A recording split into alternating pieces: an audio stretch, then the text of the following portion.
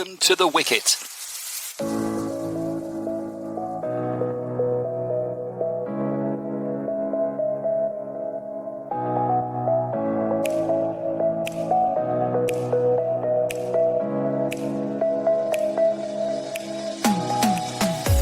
Hello, and yes, we're back with another edition of your favourite cricket chat at The Wicket, Arab News' very own cricketing podcast.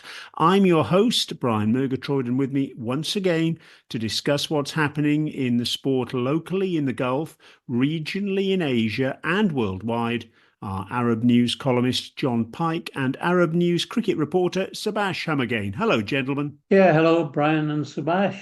Hi, John. Hi, Brian. And in this episode, the West Indies and South Africa men's teams have played out a weather-affected draw in the first match of a two-test series in the Caribbean, and we review that opening encounter. We look back at the Sri Lanka men's team's surprise one-day international series win against India. We ask whether violence in England and Bangladesh could affect upcoming international cricket to be played in either country. Sri Lanka's women, fresh from their Asia Cup success at home, are on tour in Ireland as the build-up to the T20 World Cup continues, and we reflect on the opening match of that tour. We chat about Canada's global T20 tournament that's wrapped up with the Toronto Nationals securing the title. We talk associate cricket with the latest round of World Cup League 2 matches underway in the Netherlands, and we also discuss a significant change to qualifying for the next men's T20 World Cup. There's the seedier side of the game to discuss too,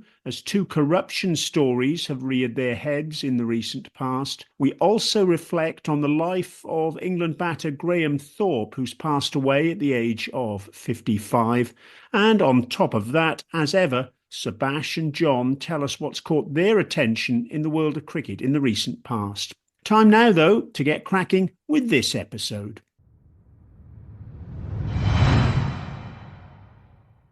The first of two tests between the West Indies and South Africa men's teams has taken place in Trinidad and Tobago, and it finished as a draw. With significant time lost to bad weather, South Africa did most of the heavy lifting in pursuit of a positive result, securing a first innings lead of 124 and then declaring on the final day to set West Indies 298 to win.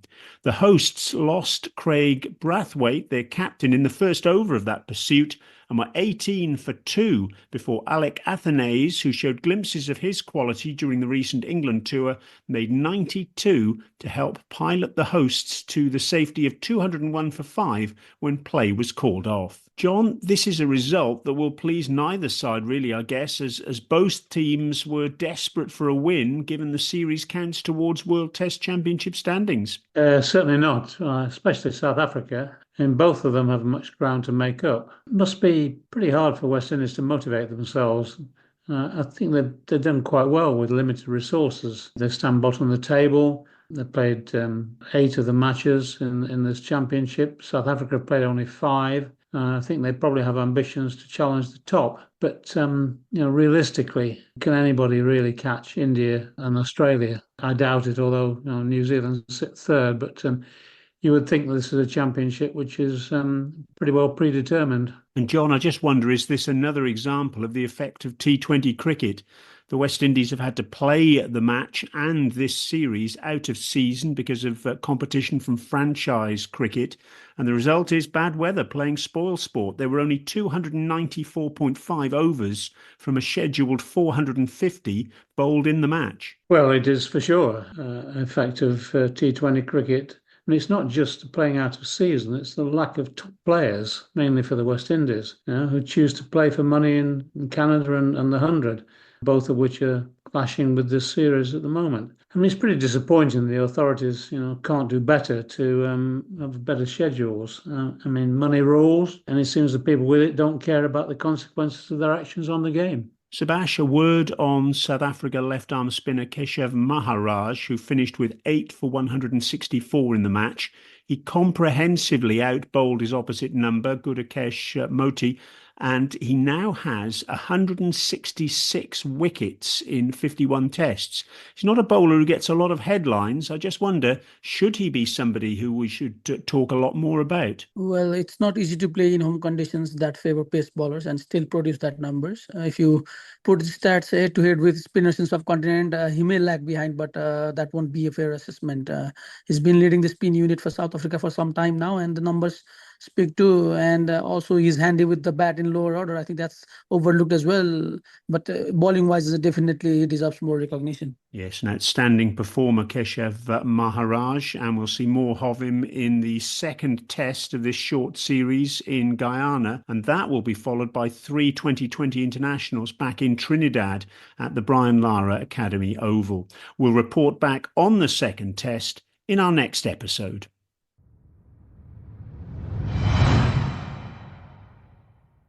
After India's men cruised to a clean sweep of the three-match T20I series in Sri Lanka, they found the going distinctly harder in a three-match one-day international series that followed, with the hosts claiming their first bilateral win in the format against India in 27 years. In spin-friendly conditions under the lights of Colombo's R. Premadasa Stadium, the first match was tied when India lost their last 2 wickets, including batting all-rounder Shivam Dubey, with more than 2 overs unused, as Sri Lanka captain Charith Asalanka secured those 2 dismissals off successive balls. Match 2, well, that was really a topsy-turvy encounter as Sri Lanka defended 240 for 9, winning by 32 runs. They lost a wicket from the first ball of the match and at one stage were 136 for 6. And India, in reply, were 97 without loss in the 14th over before leg spinner Jeffrey van der Zee took 6 for 33 and Asalanka weighed in with 3 wickets.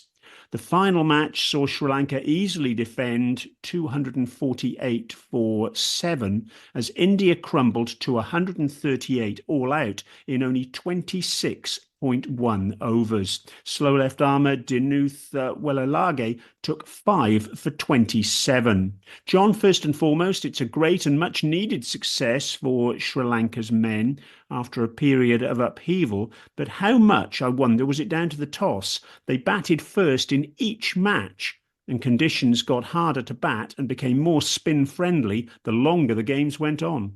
Well, it was a surprise for sure, and most welcome for Sri Lanka under new leadership. I mean, we will never know how the results would have gone with a different outcome at the toss. And if anyone should know how to bat on spinner-friendly tracks, it ought to be the Indians. But credit to Sri Lanka's spinners. Perhaps the Indians have lost or forgotten the art of playing on spinner-friendly tracks, given their play on rather batter-friendly wickets in the IPL. Yes, that was certainly an impression I had. Subas, despite those spin-friendly conditions, there was still plenty of criticism of India's batting approach, and even Rohit Sharma admitted afterwards that the batters needed to sweep a lot more than they did, the usual approach to combat spin.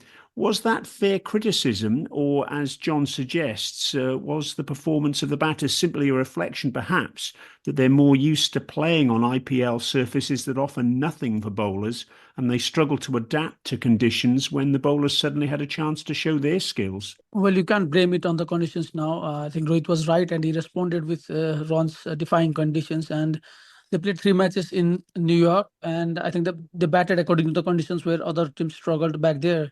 They reacted to conditions in West Indies League of the World Cup, and ultimately they won the prize asset. So with the talent pool and experience these players have, I think they needed to step up. And John, the honeymoon for new head coach of India, Gautam Gambhir, has been a very short one following that convincing T20I series win. What do you think his reaction to this defeat should be? Well, I think a calm assessment of what went wrong. We know today's cricket is planned on metrics, matchups and so on, and it looks like India got theirs wrong, and he'll want to know why. I just wonder as well, Subas, Sri Lanka's batting has been a significant issue for them in the recent past. Did you see any signs from them in this series that it's an issue that can and has been solved in any way? Avishka Fernando, Kushal Mendis, they got important runs. in the second and third matches at the top of the order. And that was actually when it appeared to be the best time to bat in the matches too. Well, you have to start from somewhere, and I think beating India is certainly a place to begin your rebuild. The T20 World Cup was another sad point for the Lankans, but they have that talent at disposal, and they just need to find the right coach to lead the team and maintain this consistency now. I think the top order needs backing for some period now. A lot of the batters are early and mid-20s, so they just need to be consistent. They have that talent. I think Kusal Mendes has been around for a long time and hasn't still entered his 30s. He could be that figure that the team looks after. Aviska, he started well, but I think his numbers in 2024, I think that's impressive, and he just needs to work on his form. The approach against India worked for the team, and I think the new coach depends who's is to come, and I hope they continue the development under the new leadership as well. Yes, Sanath Jayasuriya as interim coach at the moment after Chris Silverwood's resignation after that T20 World Cup. Well, Sri Lanka are now gearing up for a 3-test series against England starting later this month in England, while for India it's a rare break for their senior side now, ahead of a hectic period that gets underway with 2 tests at home to Bangladesh starting in the middle of next month. And also included is a 5-match test series for the Border Gavaskar Trophy in Australia, either side of the new year. That's India's first 5-test series in Australia since the southern summer of 1991-92.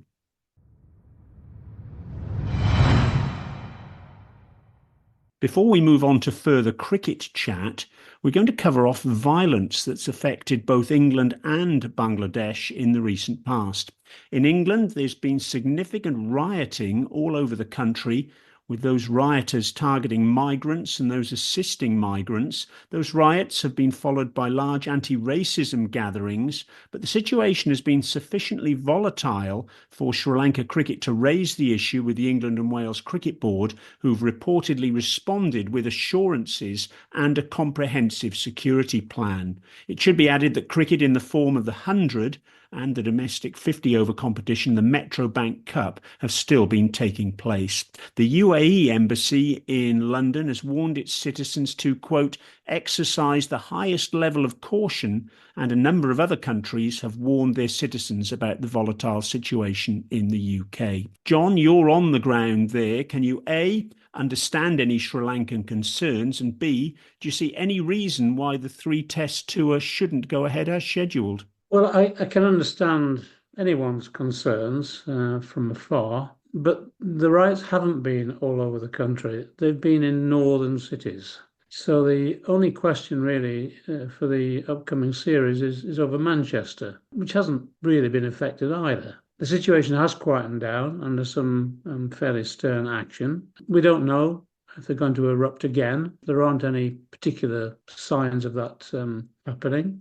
There hasn't been a spark. And at present, I don't see any reason why Sri Lanka's tour shouldn't go ahead. And, 2 of the matches are in London, which is a very, very different demographic makeup to other cities, particularly in the north. It's a very different place. So I can't see that those worries at the moment are actually going to be materialised. The 3 back-to-back tests Sri Lanka are due to play in England start with a match in Manchester, as John mentioned there, on August the 21st, followed by tests at Lord's and the Oval in London. If the matches do take place, then England could be without captain Ben Stokes, who injured a hamstring and was forced to retire hurt during a match in the 100 for his side, the Northern Superchargers. Meanwhile, in Bangladesh, that, of course, is the venue for October's ICC Women's T20 World Cup. The government of Sheikh Hasina has been overthrown amid significant violence and loss of life, with reports of hundreds of deaths. There have been reports that the Bangladesh Cricket Board chairman Nazmul Hassan has left the country as he was backed by Sheikh Hasina's government, and there have been reports that the BCB has contacted the Bangladesh Army's Chief of Staff, General Waqar-uz-Zaman, to seek assurances about security for the tournament that has warm-up matches scheduled for the last week of September before the action gets underway on October the 3rd. Matches, incidentally, are due to be played in Mirpur, that's in Dhaka, and also Sylhet.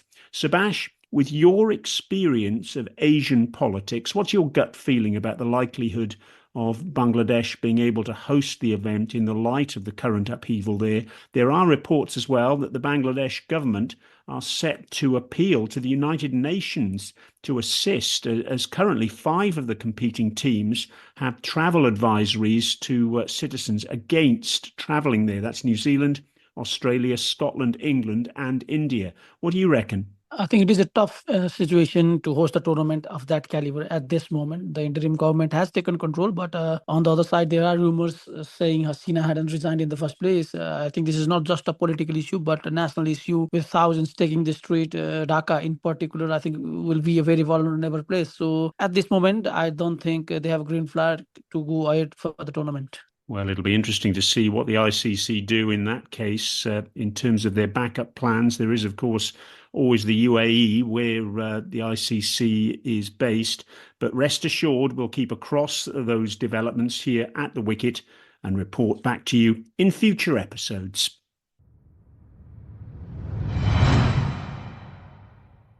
Sri Lanka's women, fresh from their triumph in the T20 Asia Cup in Dambulla, are in Ireland for 2 T20 internationals and 3 one-day internationals ahead of the T20 World Cup later this year. The one-day internationals are actually very significant because they form part of the ICC Women's Championship with qualification for the 2025 Women's World Cup at stake. The 3 matches in that ODI series will be Sri Lanka's last of this cycle, and 3 wins should be enough to lock in their qualification for the tournament in India next year. For Ireland, they're winless in this cycle so far. It's a chance to get their show back on the road after the disappointment of failing to qualify for the T20 World Cup, with Sri Lanka and Scotland qualifying from an 8-team event that took place in the UAE earlier this year. As we record this podcast, the second T20 international is taking place after Sri Lanka's 7-wicket win in the first match as they chased down Ireland's 145 for 6 with 20 balls in hand.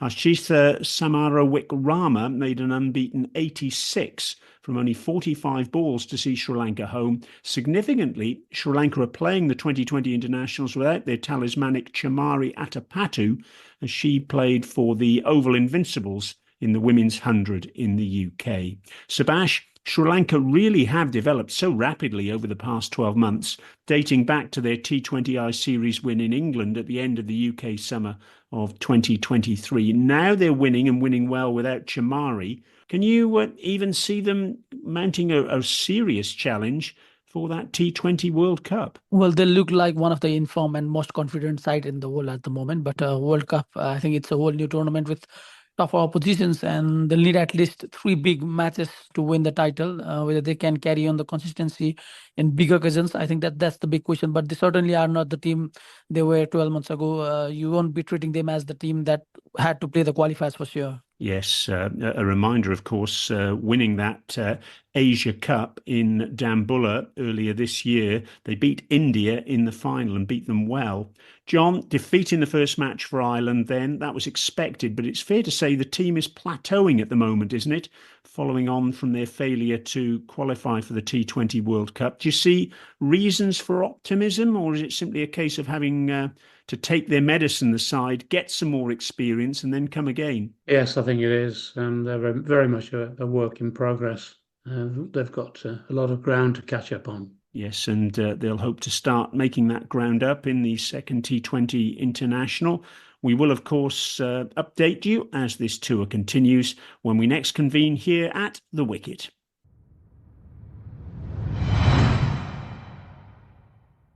The Global T20 tournament in Canada has wrapped up with Toronto Nationals winning the 6-team event in Brampton, beating the Montreal Tigers by 8 wickets in a one-sided final. Australia left-arm fast bowler Jason Behrendorff ruined the match as a contest by taking 3 for 8 in his 4 overs for the Nationals, and Montreal could muster only 96 for 9 in their 20 overs. The US batter Andres Gauss then hit an unbeaten 58 to ease his side to victory with 5 overs in hand. However, it wasn't the final that garnered major column inches in the final week of the tournament. It was the eliminator 2 days earlier that wasn't played that drew major comment and reaction. Bad weather caused the match between the Nationals and the Bangla Tigers to be curtailed to the extent that the umpires decided only a super over would be possible. This was in line with the playing conditions. However, the Tigers refused to take part in that super over, with their captain Shakib Al Hassan turned down the opportunity to turn up for the toss.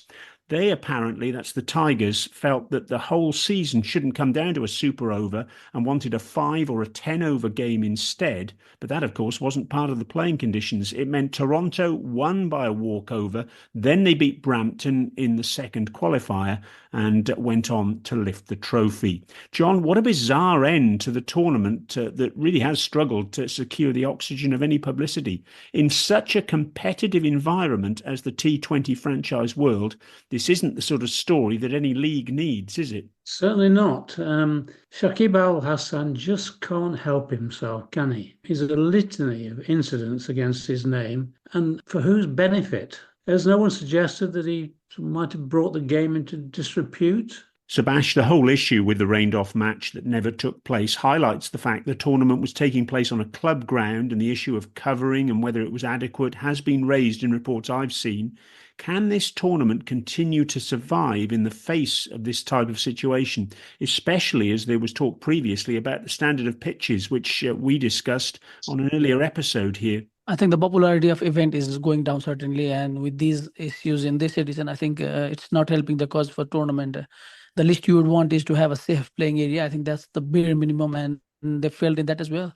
Another thing that surprised me was collision of Canada's matches with the franchise league. I think not having your best players, the local players, the franchises are bound to be unhappy, and it's in the business end of the tournament.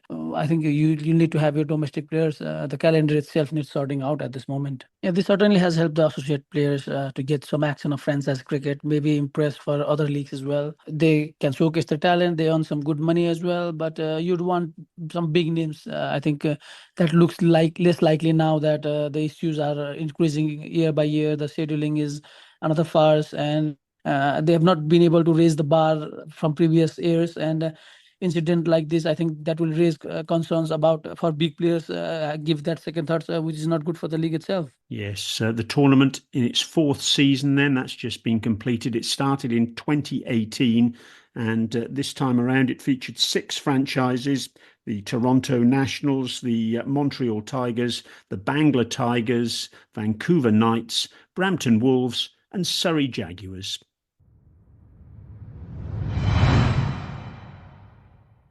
There have been 2 significant stories concerning corruption in cricket since we last had an episode of the Wicket. In Sri Lanka, left-arm spinner Praveen Jayawickrama has been charged by the ICC with breaching 3 counts of its anti-corruption code for failing to report, without unnecessary delay, an approach to corrupt international matches and matches in the Lanka Premier League of 2021. And he's also been cited for allegedly deleting messages relating to those matters.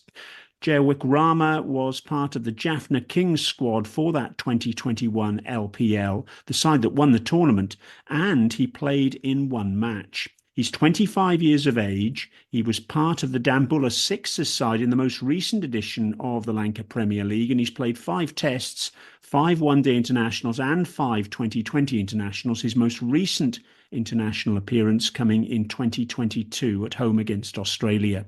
And on top of that, 3 personnel from the Pune Devils T20 side have been handed bans after admitting corrupt activity during the Abu Dhabi T10 of 2021.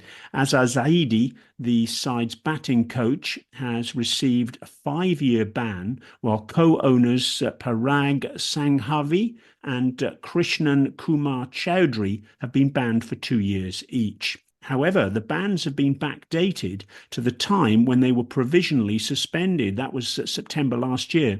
And in each case, 12 months of the ban has been suspended. It means Sanghavi and Chowdhury can resume cricketing activities next month, while Zaidi can do the same in 2027.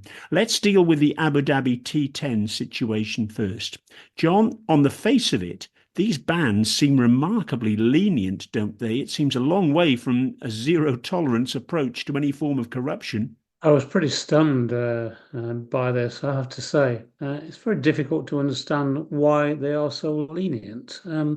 You would think the authorities must know circumstances, but haven't acted. And in failing to do so, I think they're doing cricket a disservice. I do think that cricket has a real problem with corruption and with betting, and I don't think that anything near enough is being done to address it. Subas, the Abu Dhabi T10 has been a tournament that's been plagued with rumours, and in cases such as this, more than rumours of corrupt activity. Can the tournament ever have any credibility with the watching public? Or is this punishment a line in the sand, do you think? I think the format has found it hard to make its name among the public, and I think cases like these aren't helping. And not only will this action bring disrepute to the game, but honest mistakes during the game will be looked through the bad eyes. And when there's no trust from fans, the players will have to rethink about their participation. Not only money will be able to buy the players for these tournaments if such things continue, and there has not been any positive developments in such cases for a long time now. Well, former Bangladesh all-rounder Nasser Hossain was banned for 2 years in January of this year for his involvement in corruption at the same tournament, and a total of 8 people were charged last September. Moving on to the charges against Jaya Rama, John, this is perhaps a more worrying development because it's a situation involving a player still very much in the prime of his career, a recent international, and someone involved in Sri Lanka's most recent domestic T20 tournament. It's a bit of a shaker, isn't it? Well, it is, and I think it's wider than that because it makes you wonder just how rotten the Lanka Premier League is. And I think it's also should be a wake-up call to look at the franchise leagues in the round, because I think they are clearly an opportunity for betting, and that seems to me to be really one of the raison d'etre, apart from generating good salaries for the players. And I think it's an area that needs looking at and simply isn't being talked about. Subas, how much does this news about Jaya Rama concern you? Concerns a lot. I think there needs to be proper steps to battle these cases now. Our test playing nation is finding it hard to put players off from these. Imagine the situation in associate cricket and below. Yes, it's not a good situation at all. Jaya Rama was given 14 days to respond to the charges laid against him, and we'll keep across the story and bring you any developments in future here at The Wicket.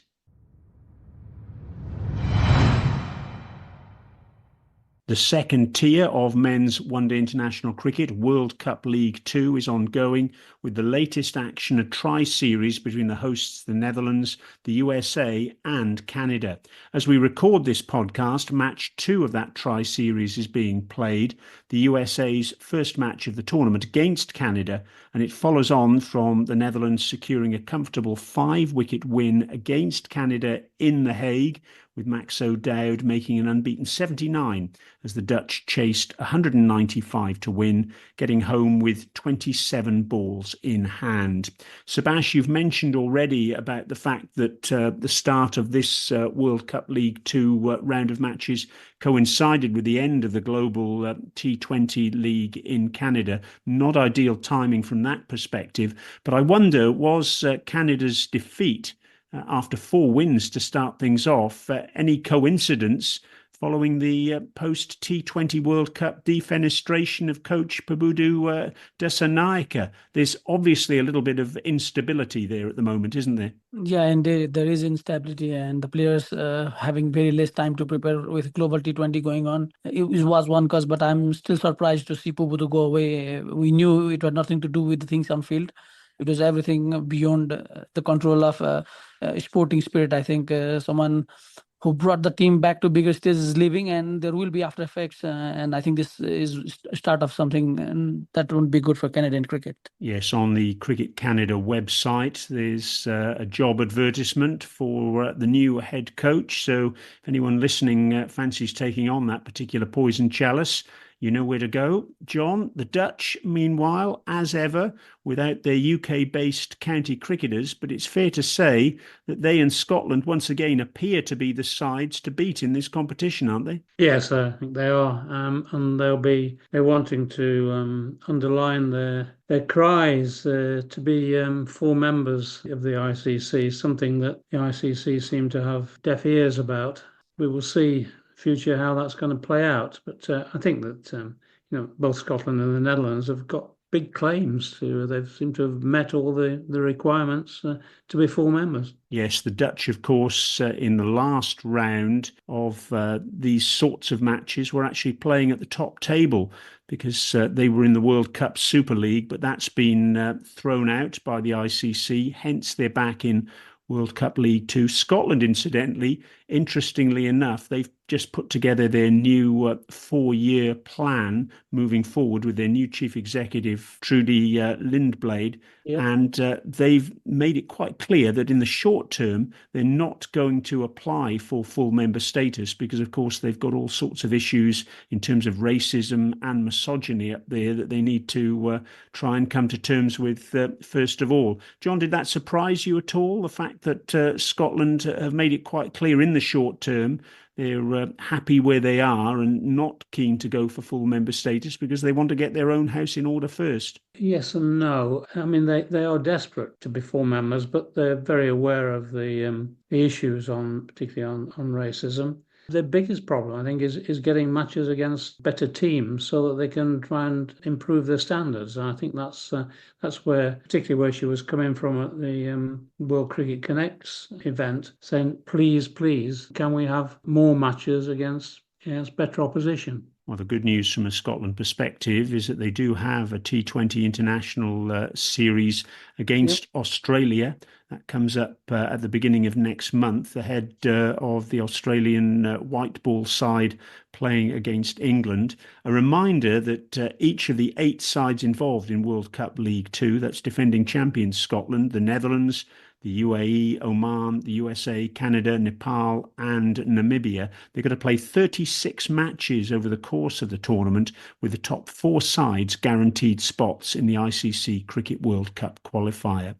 In other associate news, one storyline that slipped out following the ICC annual conference week in Sri Lanka last month didn't get a lot of coverage, but perhaps it deserves some airtime. It's the news that the East Asia Pacific region will not now have its own qualifier for the next Men's T20 World Cup and will instead merge with the Asia region, with 3 sides going forward from that expanded qualifier for the next event in India and Sri Lanka in 2026. John, like I said, it didn't get a lot of coverage, hardly any, in fact, when it was announced, hidden away down an ICC media release, but it has huge implications, doesn't it, particularly for Vanuatu and Papua New Guinea? It's a tricky one. I think Vanuatu and Papua New Guinea are really serious contenders, but to deny them the opportunity seems a bit perverse because, without that opportunity, how can they ever improve? Subas, we have spoken on this podcast previously about the cutthroat nature of the Asian qualifiers, with the UAE, Oman and Nepal, the strong teams, often slugging it out for 2 spots or even just 1, in fact, in the case of the Asia Cup. On the face of it, this change looks set to benefit those Asia teams and work against the EAP sides, doesn't it? Especially as the Asian teams tend to get more cricket and therefore more preparation time that John was referring to there. Certainly more advantage for these 3 teams. If you look at the past records, I think PNG, the top side of EAP, often struggles against this team. So the 3 winners from the final round will advance to the World Cup. So let's not count the chickens just yet, but you never know if PNG and Vanuatu both can make it, leaving the Asian teams behind. You need to perform in that final round, but on paper, surely a tough field for the EAP teams to digest.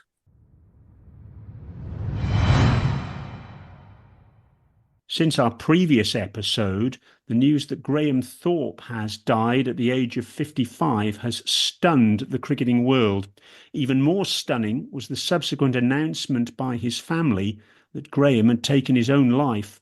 A brilliant left-handed batter, Graham played 100 tests and 82 one-day internationals for England.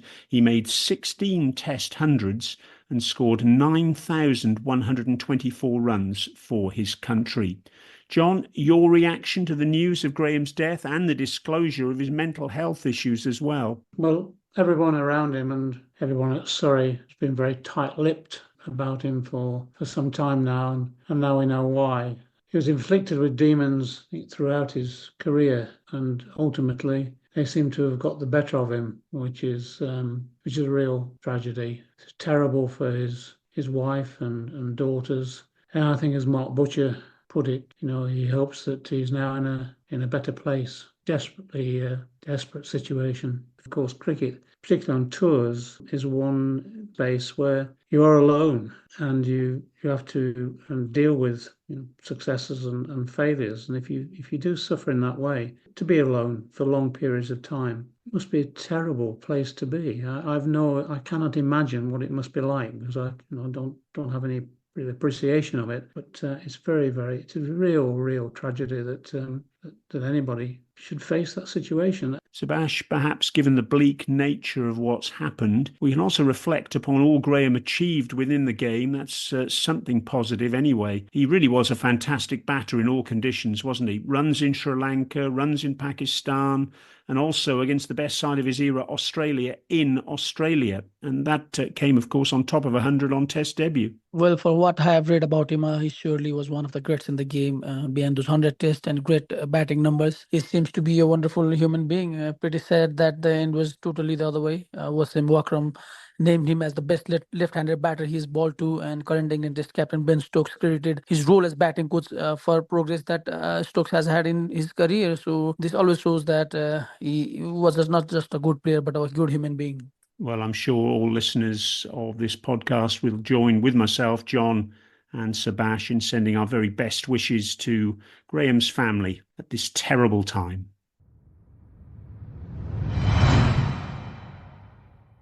And finally, gentlemen, as we always do, let's hear from you about something that's caught your attention this week in the world of cricket. John, first of all? I guess that a display of 5 sixes on the trot against Rashid Khan in the 100. Southern Brave against Trent Rockets. Southern Brave were struggling, 78 for 6 after 76 balls, tight spot, and then the game's turned around with a remarkable outburst of hitting, sort of a rampage, really. And now it's led to Rashid Khan, who's an international class bowler, suddenly being injured. So he must have hurt both his pride and his body. Yes, Kieran Pollard clearing the ropes on 5 successive occasions there. And you have to say too, John, that that was very much needed by the men's 100, because whilst the women's tournament has been a great success, the men's tournament has been a bit of a fizzer this season, hasn't it?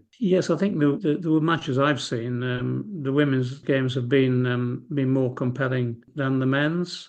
But it's just noticeable in matches I've been to that the women's matches, which of course first up, the ground seem about half full, and then for the men's matches they fill up. And some of the matches at the Oval, for example, they've been sold out. It doesn't look like they've been sold out, but trying to get a ticket at really short notice hasn't been possible. Subas, what have you got for us from the past week? What's tickled your attention? Well, the BCCI has finally invited Nepal's team for a 2-week camp in the NCA Bangalore ahead of Nepal's tour to US and Canada. So the long waiting on India's support has finally arrived. So I think something we can replicate on Afghanistan's success, the big neighbor being friendly. I think this is a great opportunity for the team to exploit cricket in India, and maybe better things from here goes forward. Yes, I saw a tweet from Paris Kadkar expressing his appreciation of the fact that Nepal have been able to train at the Indian Academy in Bengaluru. And let's hope, as you say, Subas, that it's the first of plenty of occasions when there is that cooperation between Nepal and India as we move forward. Well, that's it from this episode of The Wicket. We'll be back soon with more cricket chat from the Gulf region, Asia and worldwide. As ever, please don't forget to like, subscribe and comment on what you've heard wherever you get your podcast. But that's all for now. This is Brian Murgatroyd along with Jon Pike and Subas Humagain saying thanks so much for listening, and we look forward to your company again next time. Goodbye. Goodbye. Bye.